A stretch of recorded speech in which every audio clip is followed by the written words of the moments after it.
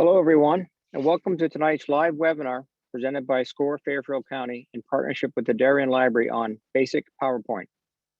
This is the fourth webinar in a five-part technology tune-up series to help bring you up to speed on the tools you need to succeed both in and outside your office. I'm Mike Clem, a business mentor at SCORE Fairfield County, and I'm your moderator for tonight's webinar. Our presenter tonight is Budley Freund. More on Budley in just a minute. But first, let me provide you some brief information about SCORE. SCORE is a nationwide organization, including over 11,000 volunteers with more than 300 offices around the country, providing free advice to small business owners. SCORE Fairfield County is comprised of more than 130 volunteers with a wide range of industry, process, and subject matter expertise. We offer 3 services to small business owners shown here on the screen, all of which are free.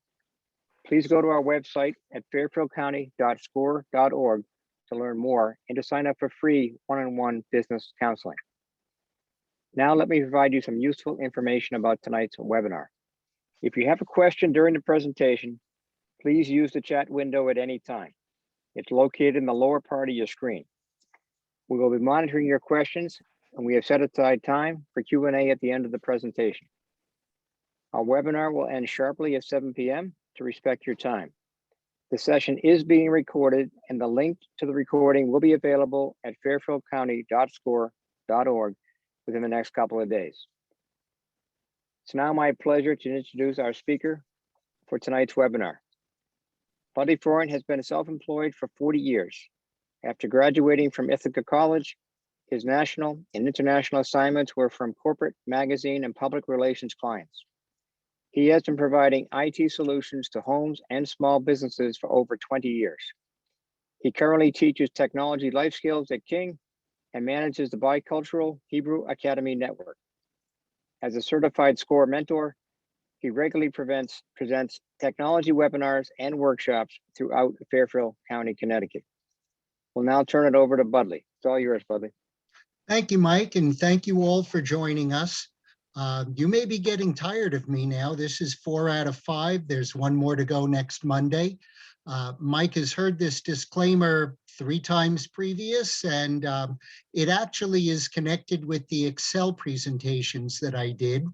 The very first time was in the middle of winter at New Canaan Library. It was sub-zero weather, but 100 people showed up, and after my workshop at the library, a fellow walked up to me and said, "Do you realize that you just did Algebra 1, Trigonometry 1, and Geometry 1 in an hour?"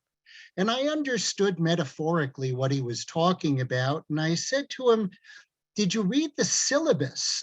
And he looked at me like I had 2 heads, and he said, "Oh, that might have been a good idea to do before I decided to come here." So I had another workshop coming up in February on mail and email, and decided to put in this disclaimer and thought it would be a pretty good story to tell at the very beginning of our workshop.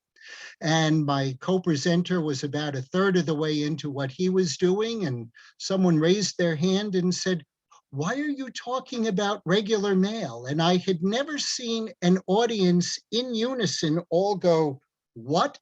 and turn. And somebody in the audience beat me to it and said, "It was in the syllabus." And the person was so mortified that they got up and left before I got to the email part. So just to be aware, I'm going to be covering these items in this presentation on really basic PowerPoint. So if you were looking for something else, it isn't going to be here. Now, I'm a very big believer in your leaving with the information that you wanted to get. So please use the chat window to ask questions if something doesn't make sense. And before we dive in too deeply, I have been asked by the chapter on any presentation I do to pose this question and offer the suggestion that if you leave with no other piece of information, please be sure that you will figure out a way to keep your business running and be able to do those 4 bullets, which are the basic business practices And whether it's from your phone or a tablet or an old computer, I don't care where you do it from, as long as you're able to do it.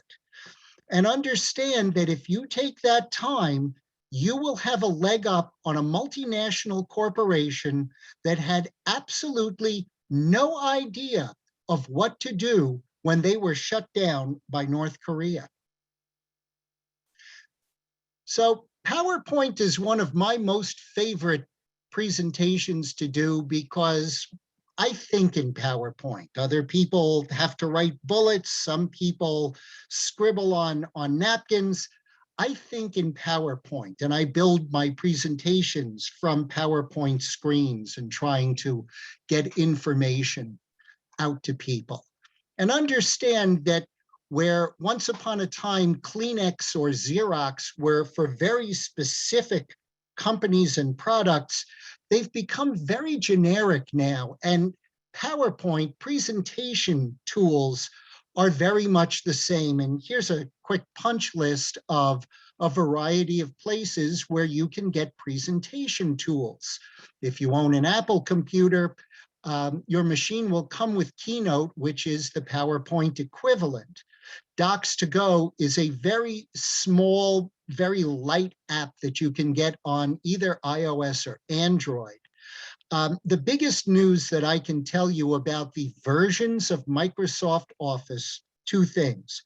First of all, I strongly recommend that you invest in Microsoft 365. They have just done the brand change.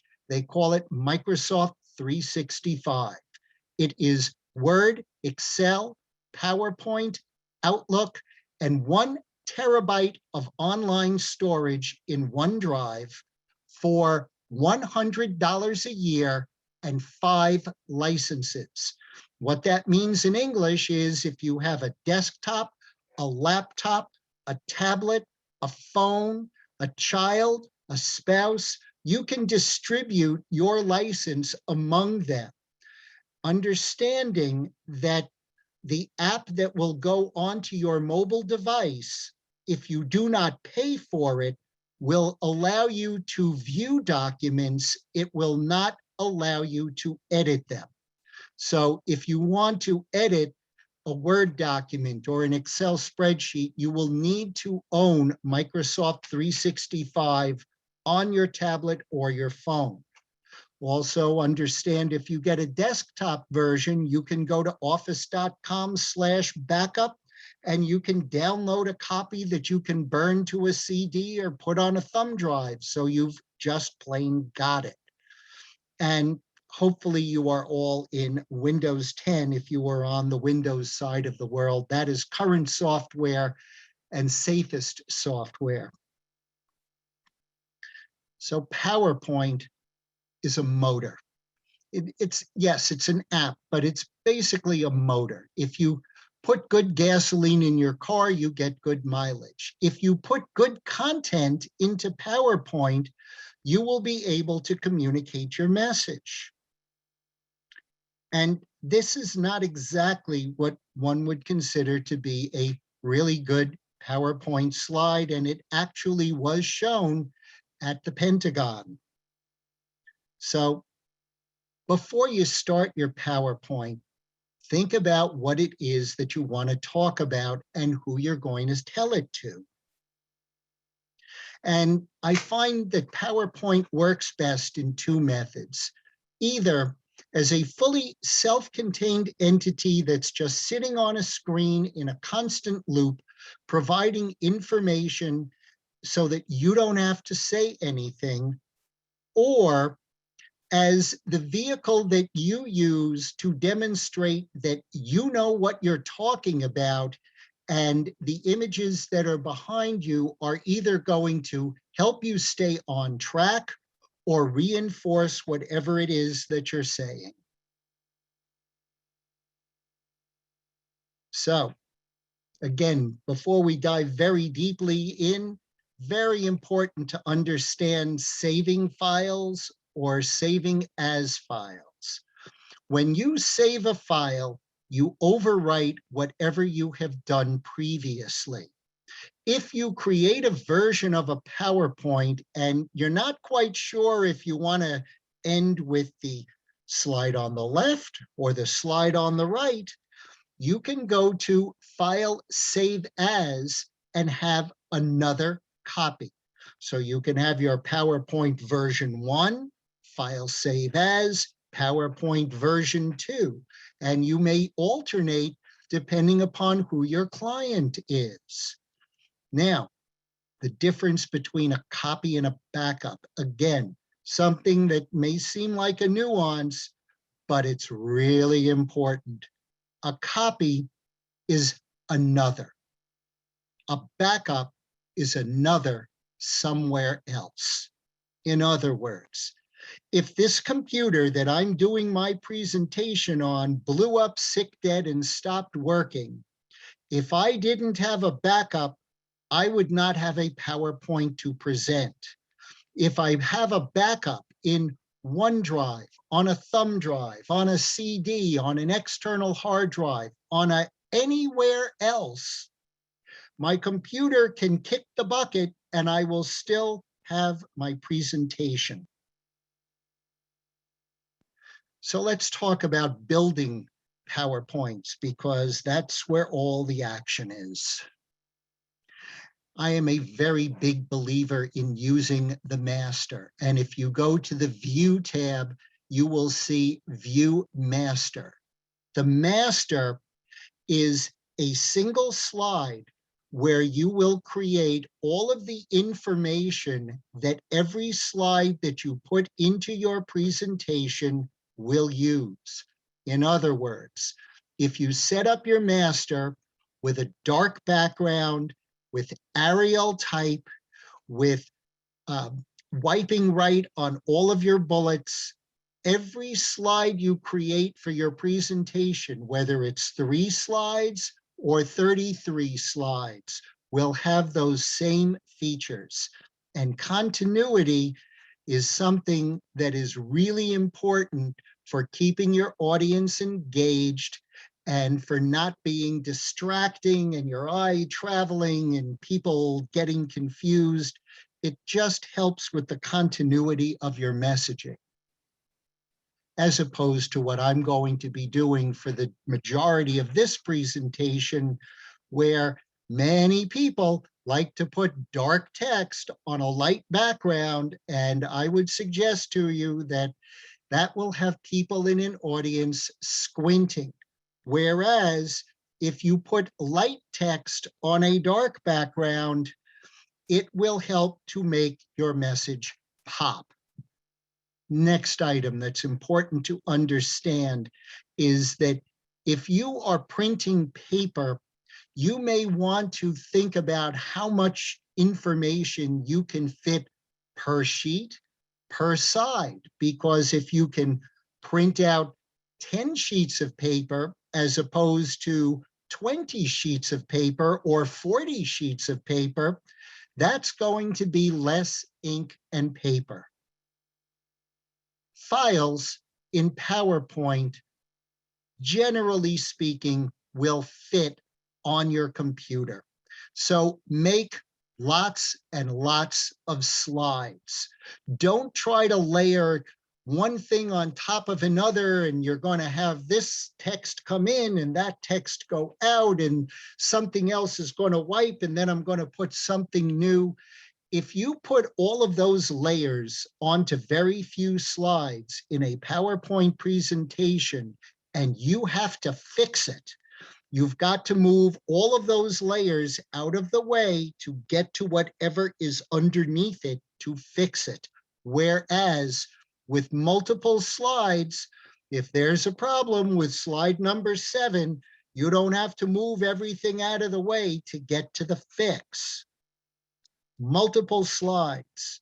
In fact, I will sometimes build all of my text on the last slide and then copy and paste and work my way backwards to the first piece of text, the second piece of text, and so on, just to be sure that if I need to fix something, it's going to be easy to repair. Shift F5, when you are in presentation mode for PowerPoint, will allow you to start your PowerPoint bulletproofing at whatever slide you are on. In other words, if you want to check the animations on slide number 7, you can be in slide 7, press Shift F5, and you can watch the animation of slide 7. You don't have to work your way through slides 1 through 6 to get there. However, if you are trying to match something to a soundtrack, PowerPoint is not like editing video.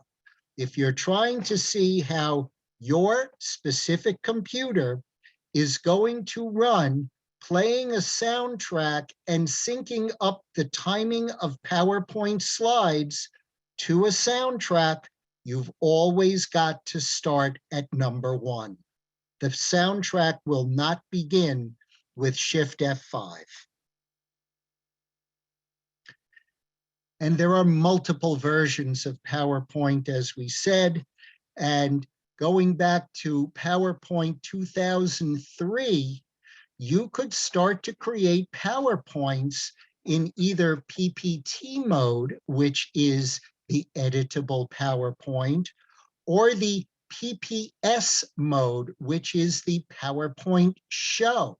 In other words, if you built a PowerPoint and you just want them to watch it, you send a PowerPoint as an attachment in an email as a PPS, and when they double click on the PowerPoint, the only thing that will happen is your presentation. It will not go into the editing functions of PowerPoint.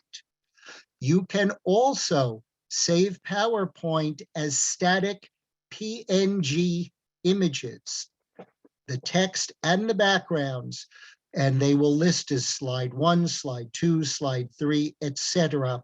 And that would be in the file save as part of the process of saving a PowerPoint. So you can save it as a PPTX, which is the current version of PowerPoint. You can save it as a PPSX, or you could save as a PNG. Now, you don't want to put a whole lot of text into a PowerPoint because historically, the people who come to a meeting usually don't sit in the first row. I really want the information, but I'm going to sit all the way in the back so they don't call on me. Well, there may not be any call on you. And if you sit in the back and I've made my text too small, you're not going to see it.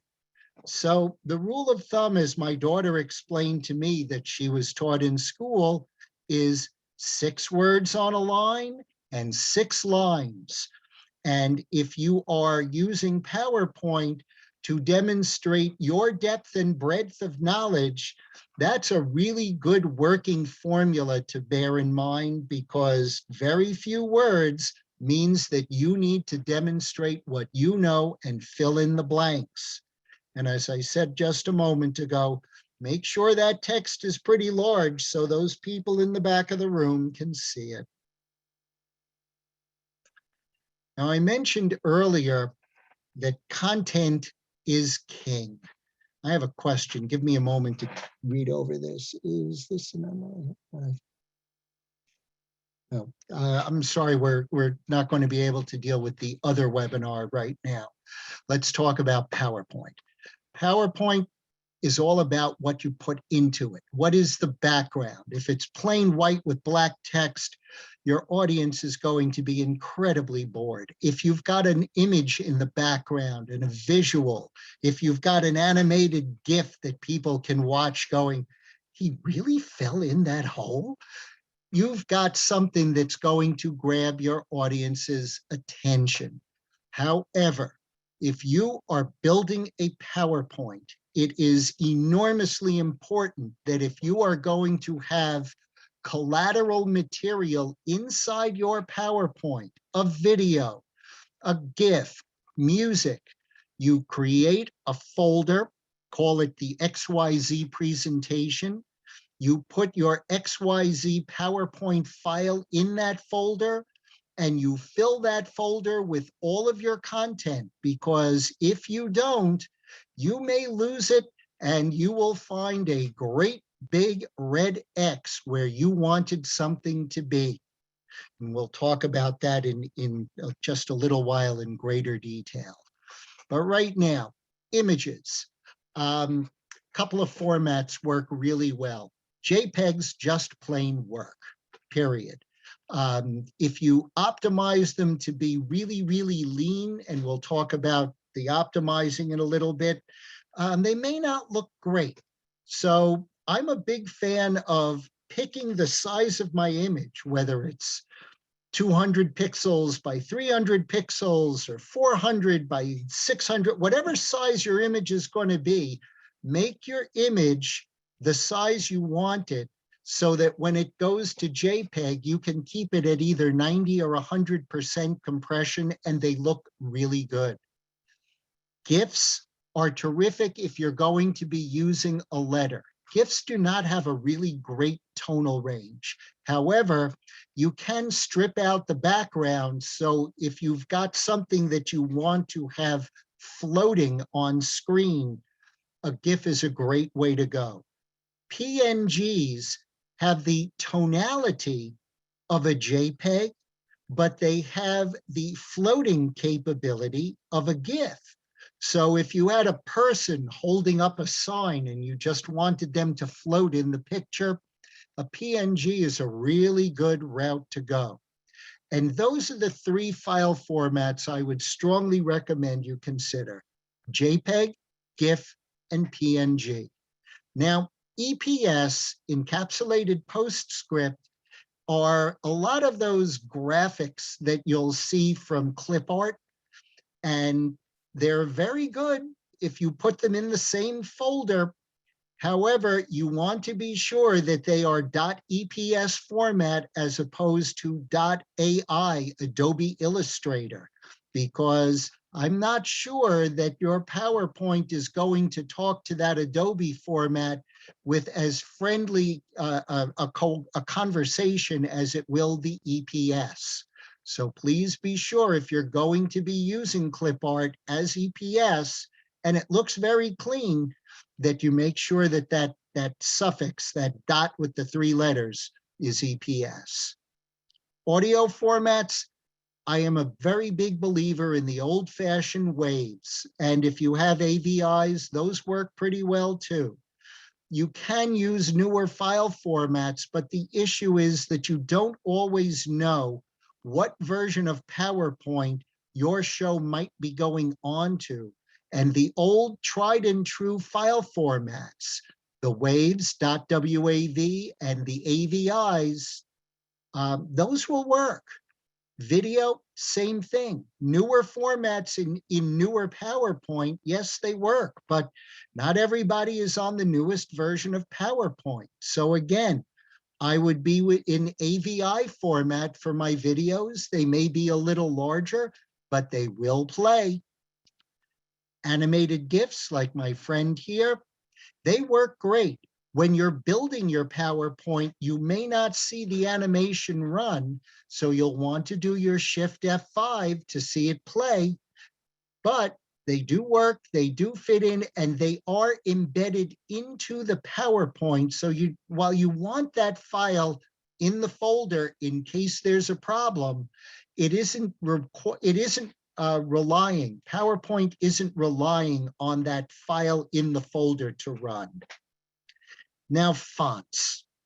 And again, there are more fonts than there are numbers in the universe, potentially, and more coming every day. I am a very big believer for on-screen presentations in using sans serif fonts. The serifs, as you can see in that word, the E-R-I, S-E-R-I-F, are those little extra lines here and there, which on the printed page, on paper, they look really good. Times New Roman works really well on paper. However, Arial, Helvetica, they work really well on screen. They're clean, they're simple, they're easy to read. I heartily recommend them for online and on-screen presentations. And if you're on the Windows side of life and you'd like to know what your fonts look like before embedding them, well, Font Explorer is a great free piece of software. I will get to the EPS thing in just a moment. Charts, if you're dealing in numbers, charts used to animate in older versions of PowerPoint. The newer versions do not animate charts as easily, so proceed cautiously with that. And obviously, color is something that will just grab people's eyes and hold their attention. While I switch the side, I want to just do a quick look at my question here.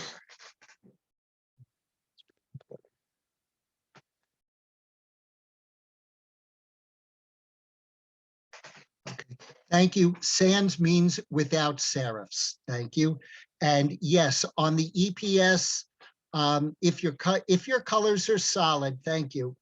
If you have a solid color, EPSs work really well. And a website you may want to use called Zamzar, Z-A-M-Z-A-R. Zamzar is a file conversion website. So you can upload an EPS and tell Zamzar you want to save it as a GIF or you want to save it as a PNG. And depending upon the size of your file, obviously small files are free. The bigger they get, you're going to start, number one, you're going to start to pay. Number two, you are going to clog your PowerPoint. So make your files small. You can convert them at Zamzar, ZAMZAR.com. And keep this simple mnemonic in mind, because if you are building your PowerPoint and it's going to be the greatest presentation of all time, until you have a power failure and you didn't save any of your work, you are back at zero and starting over. Save your work as you go, almost slide by slide. Or as I said before, if you hit a point where you may want to take a left turn or a right turn, file, save as, or file, save a copy, give it a new name, and then you can continue on. So if you put that up on a screen, I feel pretty confident that an audience is going to want to hear what you have to say about that item, which again, PowerPoint. If you are going to use it to demonstrate your knowledge, you really don't need to have this entire paragraph on the screen and then read it to your audience. Historically, I have found that most of the people I present PowerPoints to are capable of reading themselves, so I don't need to read something to them. However, as I said earlier, if you are going to use PowerPoint as a self-propelled motor, you will find that it works really well to have all this information on a really long timer. As I was mentioning earlier, you don't always know where your PowerPoint is going to land. And I'll give you a quick tip off, particularly when it comes to spreadsheets and charts. Large companies have networks. Networks are comprised of multiple drives. So while you may have your PowerPoint on the N for Nancy drive, the spreadsheet or the chart that you're using is on the R for Robert drive. Well, as long as you're in the office, the N and the R drive are connected and talking to each other. Then you go out to do your road show and you get into the auditorium and you start to set up and you're going to present in front of an audience, and that chart looked really good at the office. And when you get to that location, you are going to get a great big red X because you are no longer connected to your network drives. So it becomes really important there again that if you are going to have a chart or a spreadsheet, you put it into the folder where you've got your PowerPoint, because you may find that when you get to wherever and you get that great big red X, you can just delete that X, go into your folder, import that image, and now you, or the chart, and you will have it available for your presentation. And that is going to be true. QuickTime isn't used very much anymore. Flash is not used very much anymore. But if you decide to use some razzle-dazzle font, you'd better include that in your PowerPoint. And if you go to pack for shipping, I don't remember the official phrase on it, but there is an export feature for PowerPoints which will allow you to embed your fonts into the export, so that if you do something fancy, it's going to travel with your preso. You can put a PowerPoint on the internet, upload the file, and they'll download it and run it as a show. I don't recommend it, however, because they can get fairly sizable, and it could be fairly herky-jerky in presentation. If you wanted to look at this slide and just be sure that all of your text is correct, you go into File, you go into Print, and you click pure black and white instead of color or grayscale. And what you will get is just your text on white background. And you can go through and edit just your text, as opposed to burning color ink on your color printer. I've mentioned this one folder. I'm going to be a real nuisance about that, because I have seen it to be a problem more times than I would like to admit. Also, if you're going to be doing a road show, make sure you've backed up your presentation folder, and make sure you also have it on a thumb drive or two in case there's a problem and you need to run your preso from a different computer.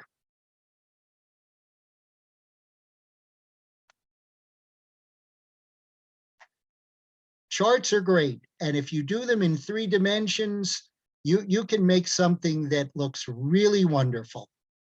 However, if you are using the data to create the chart, the data lives in the spreadsheet. If you grab your object, if you literally click on the chart in Excel, right-click copy, and you move it into your PowerPoint and paste, I believe, 99% sure, you are going to actually be pasting the chart as opposed to the information that makes the chart. Best to make it a PPS file. Yes, if you're going to put a PowerPoint online, I would make it a PPS. It will start out as the dog and pony show. However, bear in mind that the person who downloads your PPS can then go launch PowerPoint, find your PPS, open it in PowerPoint, and save it as a PPT and do their edits. So PPS is not like an Acrobat type of situation where you're trying to bulletproof alteration. PPS is more about just going straight into a presentation. And again, charting, you can do it in a variety of different ways. PowerPoint has a lot of different choices as to how to read charts. If you take time, you can really make them look quite impressive.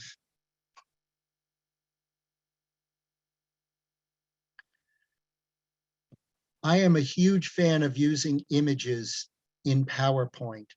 And they don't have to be large images. Next week, we're going to be talking about image manipulation software. I use and recommend a program called paint.net. It is a free download. It would allow you to open the file that is the size of your screen and reduce it down to, as you can see, 90K files. And as I said earlier, rather than scaling the image in the PowerPoint, which will then keep the larger file in the PowerPoint, making the PowerPoint bigger, scale your image down before you put it into PowerPoint. I have a few questions and we'll move forward. What is the website you just suggested? Zamzar, Z as in zebra, AMZAR. Zamzar will allow you to change formats of files. The second site I was going to talk about is paint.net. And I don't recommend the download yet. There's a couple of things online that can be very confusing. So you may not get the software you want. Come back next week. We'll talk about digital images. But as you can see, I'm a huge fan of animation and scrolling and wipes. There's things that you do in PowerPoint that can make it a compelling and engaging tool, so that while you're talking and demonstrating the what you know, stuff is going on behind you. And if you've taken your time to bulletproof, it looks really good and your audience will remain engaged. And from the toolbar, the ribbon, as they now call it in Microsoft 365, you can see all of the animations and you can test them. And if you open the animation panel, which is another button to click on the ribbon, you will be able to see that you can ask for your animations on a mouse click, so you can hold off until you're ready to deliver whatever. You can have them run concurrently, so several things can go on simultaneously, or you can have your animations occur one after the other. So, people are going to school and learning about PowerPoint now, folks. They're then going in and doing meetings. However, I saw an article recently that if you want to do a presentation at Amazon, don't bring a PowerPoint. Write a 6-page document to explain everything, because you're going to think twice before you spend everybody else's time. And after 6 pages, if there are still questions, then you really need a meeting. But most people are still in PowerPoint, and frankly, I think they look and they work really, really well. Now, anybody who's ever done a presentation will tell you there are 3 parts. Tell them what you're going to tell them, and tell them what you told them, which is what we've come to, which is the recap. And as I said earlier, there are a large number of choices for doing presentations, whether you use something free like Google Docs or OpenOffice or LibreOffice, if you've got Keynote that came with your Apple computer, or if you invest in Microsoft 365. Again, that's $100 a year for 5 licenses and a terabyte of storage online. If you make a PowerPoint that is 1 terabyte in size, A, I'd really like to see it, and B, we really, really need to talk. The master, as I said earlier, if you take the time before you dive into your PowerPoint to go into the View tab on your ribbon and go into the master, you can tweak exactly how all of the slides in your PowerPoint are going to look. the same dark background, the same header font at the same font size, the same wipe right on each one of the bullets. All of that can be pre-built into your master so that you can build a PowerPoint in really quick fashion. I do my footers on my PowerPoints, so I can basically open up and go to work. As I've said many times, have I mentioned that you want to keep all this stuff you put into PowerPoint in the same folder? Because if there's a problem, you want to know where it is so you can get it. And again, if you're building a PowerPoint to sit behind a reception desk or to be the showpiece in your lobby area, you can build PowerPoint to have all the information that you want, set up the timings so that each slide is playing for 12 seconds before it advances, 14 seconds, whatever you think you need. And you can just have that slideshow running either with or without music all day, all night, or as I prefer, and when I do my PowerPoints, I build them so that I can talk about the topic that I've been asked to talk about, and I use PowerPoint as the background and support for that information. Again, build that stuff so that the fonts are large and people in the back of the room can see them, and plan in the event that you can't take your laptop or there's a problem, that somebody else's PowerPoint your PowerPoint will be able to play on somebody else's computer. That's the bulletproofing. So at this point, I'm going to try, we've got the Q&A open. I'm going to try to get into PowerPoint since we do have a few minutes left and be able to show you a few of these pieces so that you can see what it is that I'm talking about. So I'm going to hit escape, and we're now in PowerPoint.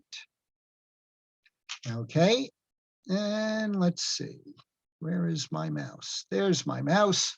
Okay, right up here is the ribbon. And the home ribbon has a lot of information. Now, I am a huge fan of 2-button mouse, not the touchpads, 2-button mouse. Invest in a 2-button mouse because with a right click, you get all kinds of information that will help you to work efficiently. Now, let me see if I can, I'm going to make this a little smaller so I can see. Here we are. I want to go into view and I want to reopen this. And now I want to show you the slide master, because you can do and you can set up a lot of different masters in Slide Master. And that doesn't even get you to what I use as my original. That's my Slide Master. And I keep my footer down there and it travels and it's available in every slide that I make. So we're going to close the master view. I'm going to click on my list of slides, do a right mouse click. I'm going to put in a new slide. And if I go into layout, I can make it a title slide. I can make it an information slide. And all of those are coming off of the ribbon. I am also, as many of you have seen, a huge fan of the big red button. So I make my button, I do a right mouse click. Hopefully everybody can see this. And I am going to, where are we? Format shape. And I'm going to change my fill from green to red. And this little curly Q thing up here allows me to angle my arrow and go, I want you to look at this thing right here. No, no, no, no, no. Not that one.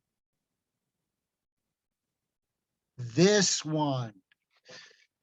So again, these are all of the pieces. Now, let's see. I want to make this a little smaller again so I can go into my animations. And I'm going to open that, and I'm going to open my animation pane. And now I'm going to change this animation so that it can wipe from the top. Effect options, I can wipe it from the bottom so that it looks like the arrow is pointing up. It can come from left, come from right, and in the setup of it, I can have it showing up as the slide shows up or some other animation, or I can have it happen afterwards. And the thing to note is right over here where you see that little mousy icon, now it's going to change to a timer. And I can also pause. How long do I want to wait before the animation happens? And I can also make this happen quickly or slowly.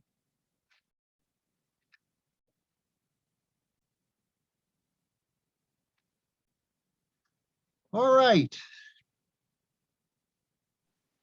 So I think I've left enough time to get questions answered. Let me take a quick look at my Q&A thing again. Mike, if there are any questions, Yaromir, I know you've been watching as well. Please join in. Hey, Budley, a couple of websites you mentioned, people want to make sure they've got the name right, the spelling right. One is the file conversion website, Zamzar. Could you spell that again, please? Okay, I'm going to do it phonetically. Zebra, apple, macro, zebra, apple, Robert, Z-A-M as in Michael, Z-A-R as in Robert. Okay, the other one is the website that resizes digital images without losing the clarity of the image. Well, that's there is a resize website, which if somebody knows it, throw them out for me, please. I saw a name and I'm blanking. Next week, we are going to be using a piece of free software called paint.net, which can download from paint.net. And there's a very specific icon to look for. It is, I believe, a Microsoft product. Proceed cautiously on that one. All right, I have a question on embed. So rather than diving in on the image resizing, I please wait for next week on that one. I promise we'll do it till the cows come home. We'll do it, but I'd like you to get to the right website and get the right pieces of information. All right. Here's one for you, Buddy, while you're looking there. What's the best option to bulletproof a presentation? I think that's from like a security perspective. From a security perspective, I believe you can password protect any Microsoft document if you go into File and Protection.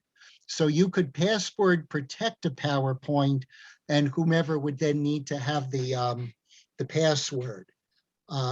If you only keep it on a thumb drive and you don't put it on somebody else's computer, you can run the show and then take it with you, and they don't have it because it was calling for the prezo off of the thumb drive that's sitting in your pocket. Those would be my two suggestions on that. Okay. Earlier on, you mentioned about sharing a PowerPoint as a PNG file, for example. Yes. What do you think about saving it as a PDF file? You can save as PDFs, and the wonderful part about PDFs is that it will give you your booklet, basically, and they work great. I know people who use them regularly. In some cases, they use the PDF instead of the PowerPoint. I have invested a lot of time in the animations and the delivery of the information that I want to do, the click and get a new line of type. The PDF will not give you that. So I don't use PDFs for presentation purposes. I would use a PDF as a distribution of the information. For instance, when I talk to a parent group, schools have asked me to provide my deck. Well, I provide the deck as a PDF file, and parents have all the information that was on the screen. I don't come with the PDF, but that's a separate issue. Let me look at a couple of questions here. SanDisks have thumb drives that can be password protected. Hang on here, I gotta scroll upward. Can you embed from YouTube? Yes and no. What you can embed into a PowerPoint, thank you very much for asking that question, is the hyperlink to the YouTube video. And when you go to do your insert, actually, let's do that. Okay, if you go to do an insert,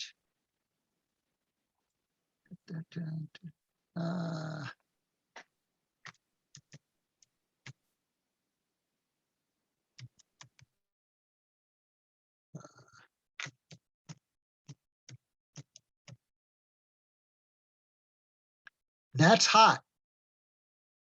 And if you click on that, it will take you to that. It will kick you out of PowerPoint, and it will move you over to your web browser, whatever is your default web browser.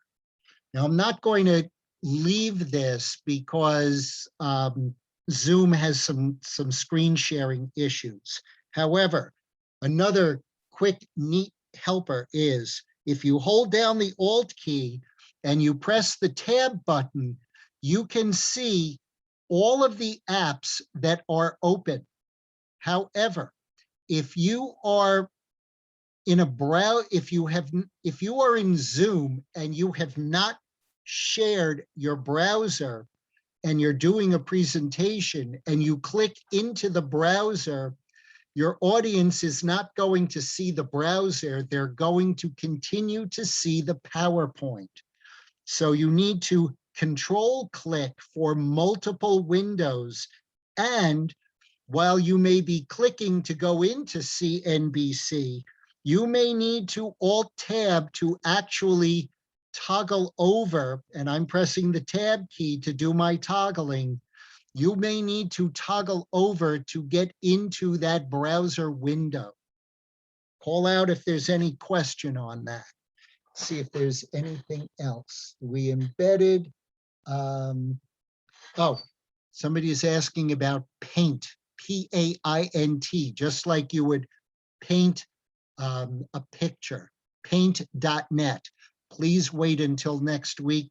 If you have a problem, I assume no liability or responsibility. Okay, what else do we have here? We're almost at the 5-minute mark, Mike. A little Can bit you different. suggest sites for sourcing free or low-cost images? Yes, clipart.com is offering great clip art at about $100 a year. And if you go online and you type into Google free clip art or free digital images, they're great. The other thing I would recommend is watching a recent webinar by Nalini Gulsaran, who went through getting different stock photography online at either low or no cost. And she lists a couple in her webinar. I'm sorry, they're not coming to mind. Unfortunately, I have gray hair. It's one of those things that just happens with age. Mike, anything else? Did you answer this, buddy? It's a question about how do you make the grid lines there in Oh, PowerPoint? grid lines. Let me make this a little smaller, and it should be in view. And in view, you'll see several things that are really useful. Let's talk about that. Thank you. And then I'm going to let you, last item, then it's the wrap up.